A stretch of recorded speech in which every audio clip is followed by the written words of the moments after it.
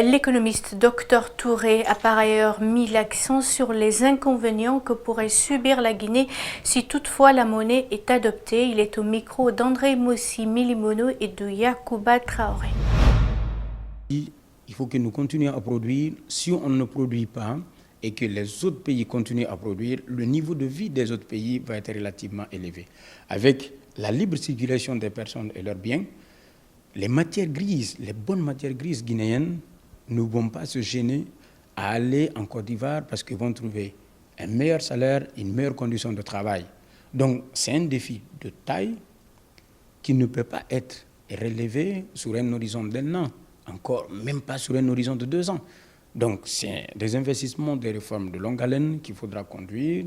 C'est vraiment des plans d'action super structurés, des plans de réforme super structurés, des plans d'action super structurés, et puis qu'il y ait des étapes, qu'on mette en œuvre ces étapes. Une fois que toutes les étapes seront remplies et qu'on se sente prêt à adhérer ou à intégrer une telle zone, on pourra le faire. Toujours dans le volet économie, des syndicalistes du SLEG version Kadiatouba et le syndicat national de l'éducation se sont réunis cette semaine. Il a été question pour eux de renforcer leurs capacités sur la gouvernance budgétaire et l'appropriation des facteurs sociaux pour défendre la cause des travailleurs. Au terme du cadre de concertation, les participants ont également pris de nombreuses dispositions. D'Ibrilba Mohamed Al-Husseini Kamara.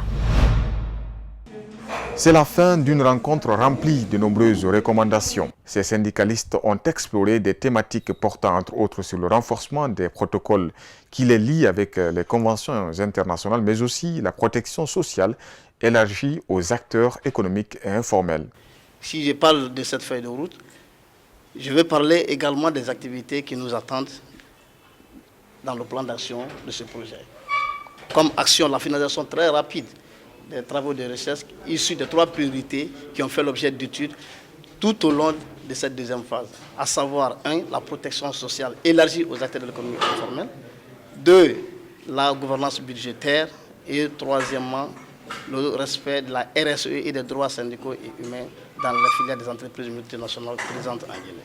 Les participants se mettent également dans une démarche de recherche pour cerner les différentes préoccupations du pays, surtout dans le domaine de la gouvernance. Ce élan est apprécié par leurs homologues de la sous-région. Il faut aussi dire que la dynamique du projet concerne aussi les actions à l'endroit de l'UEMOA et de la CEDEAO, qui sont les 2 institutions régionales qui animent les stratégies de développement à l'échelle de la région, conformément à la vision de l'Union africaine qui considère que le développement ne peut s'opérer que dans le cadre des processus d'intégration régionale.